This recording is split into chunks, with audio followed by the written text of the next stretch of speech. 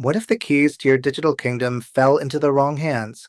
In today's business world, protecting your infrastructure isn't just a good idea, it's a vital necessity. Today, we're diving deep into how a company can shield its digital assets based on the pillars of the NIST Cybersecurity Framework, specifically the Protect function, and within that, the crucial area of identity management, authentication, and access control, PR.AA. But it doesn't stop there. We'll explore how renowned frameworks like COBIT 4.0 and MITRE come together to address these resilience needs. Are you ready to uncover the strategies that keep cyber threats at bay? The NIST Protect function is our starting point.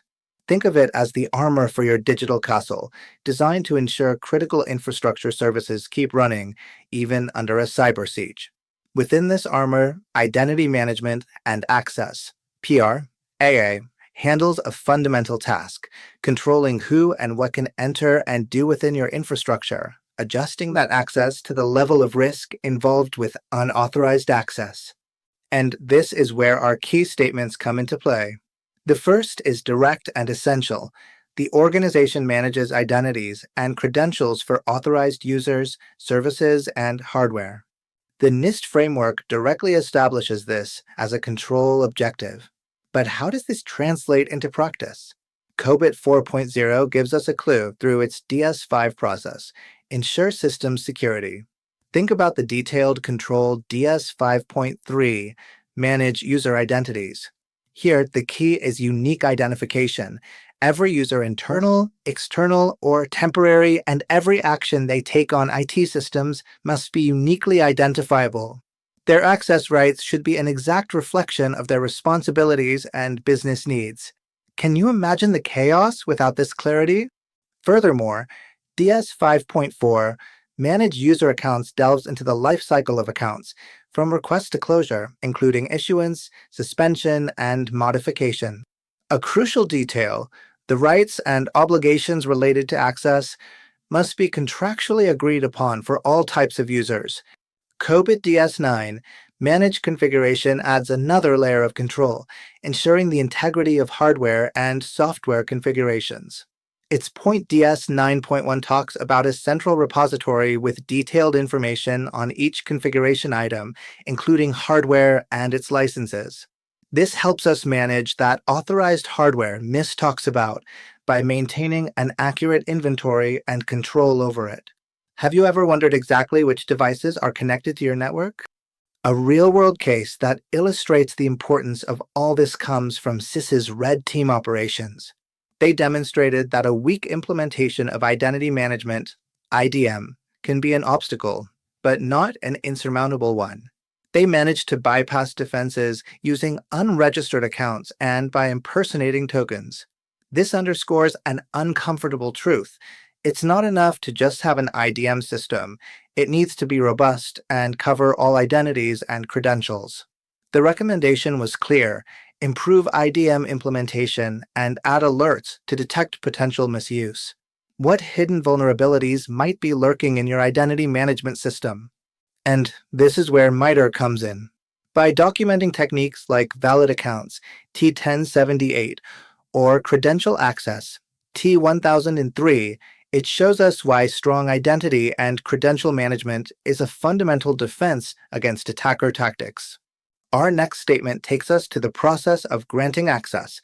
Initiate requests for new or additional access for employees, contractors, and others, and track, review, and approve the requests, with system and data owners' permission where required. NIST PR.AA 01 details this flow for different types of personnel, emphasizing the need for permission from system or data owners. COBIT 4.0 DS 5.3 confirms this by specifying that user access rights to systems and data must be requested by user management, approved by the system owner, and enabled by the security team. Does this process sound familiar in your organization? DS 5.4 reinforces this by stating that procedures should describe who is responsible for granting access privileges, mentioning the information or system owner. And COBIT PO 4.9 Ownership of data and systems assigns the business responsibility for these assets, allowing them to make decisions about how to protect them, including access approval. Even COBIT AI 4.2 mentions the importance of transferring knowledge to business management, so they take ownership of systems and data, including approving access and managing privileges. The red team operations, again, remind us that exploiting valid accounts is a common tactic, highlighting the critical need for a rigorous process to grant and manage access. How robust is your company's access request and approval process? Now, let's talk about the tools that authenticate those identities, issue, manage, and revoke cryptographic certificates and identity tokens, cryptographic keys, i.e., key management, and other credentials. NIST PR.AA 01 explicitly includes the management, issuance, administration, revocation of these various credentials.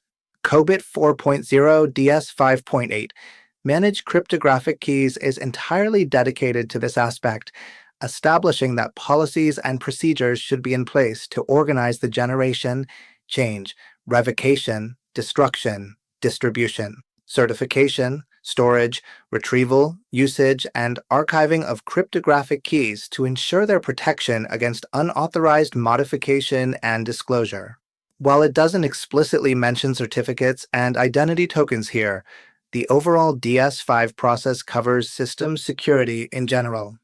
The CISA Red Team Operations report also noted that the team used valid user tokens to leverage established sessions, demonstrating that tokens and other credentials are targets for attack. This underscores the importance of properly managing and revoking these items to limit an adversary's lateral movement. Are you confident that your credential management is impenetrable? Identifying each device is the next point. Select a unique identifier for each device derived from immutable hardware characteristics or a securely provisioned identifier on the device. NIST PR.AA 01 emphasizes this need. COBIT 4.0 DS9 focuses on managing configuration items, including hardware. DS 9.2 Identify and maintain configuration items describes the procedures for identifying configuration items and their attributes and recording them in a repository. While it doesn't prescribe how to generate the unique identifier, whether from hardware or provisioning, it does establish the need to identify and record hardware items. DS 9.1 mentions that important information to consider in the repository includes the name, version numbers, and licensing details, which act as identifiers. Proper configuration management is vital for resilience, as it provides an accurate inventory of assets, which is the foundation for applying security controls, monitoring unauthorized changes, and facilitating incident recovery. Do you know the unique identity of every device on your network? Finally, physical identification. Physically label authorized hardware with an identifier for inventory and service purposes. NIST PR.AA 01 clearly specifies this need. COBIT 4.0 DS9, as mentioned earlier, requires the identification and recording of hardware as configuration items. Although COBIT doesn't explicitly detail physical labeling, the identification and maintenance of configuration items are key processes that align with the purpose of physical labeling. Having an accurate and controllable record of assets for management, inventory, and service purposes.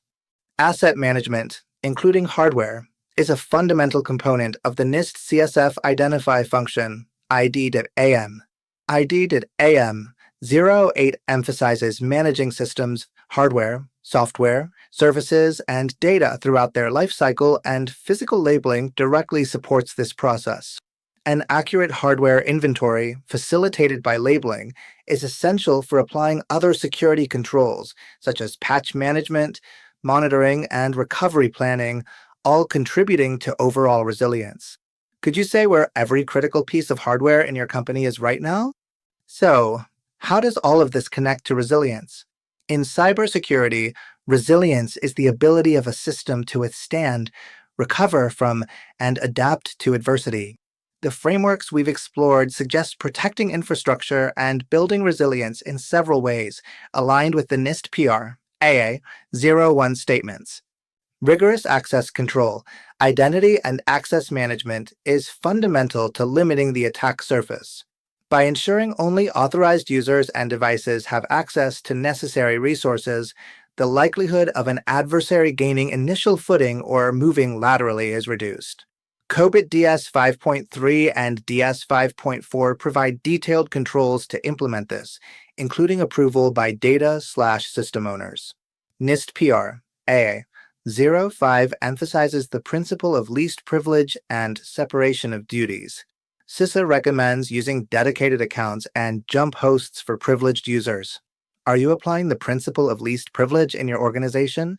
Asset visibility and management, unique identification, and physical labeling of hardware, managed through configuration repositories, provide visibility into the infrastructure.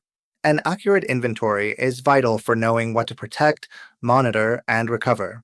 COBIT DS9 covers configuration management to ensure the integrity of assets, contributing to availability and rapid problem resolution, key elements of resilience. Prevention of credential-based attacks, robust credential management, including keys and tokens, and the implementation of strong authentication, like MFA and NIST PR.AA are essential to prevent adversaries from exploiting weak or stolen credentials. COBIT DS 5.8 covers cryptographic key management. The CISA report highlights this common weakness and the need for mitigations. Are you using multi-factor authentication for all your critical access points? Defined processes and responsibility, COBIT PO4 and NIST GV. R emphasizes defining roles, responsibilities, and processes for IT management and cybersecurity. This ensures that access requests are handled consistently and securely, and that there is accountability. COBIT DS 5.3 and DS 5.4 assign specific responsibilities in the access approval process. Finally, while primarily preventative, strong identity and access practices are crucial in the response phase, NIST respond function, RS, and recovery phase, NIST recover function, RC. Knowing who or what access to system, unique identities, logs, is vital for forensic analysis. Having defined processes to quickly revoke access upon compromise, COBIT DS 5.4, NIST PR.AA 01 helps contain an incident. In summary, the NIST CSF and COBIT 4.0 frameworks provide detailed structures and controls for implementing identity management, authentication, and access control, addressing the specific needs you mentioned. MITRE complements this by providing knowledge about how adversaries exploit weaknesses in these areas, helping organizations prioritize and design more effective countermeasures.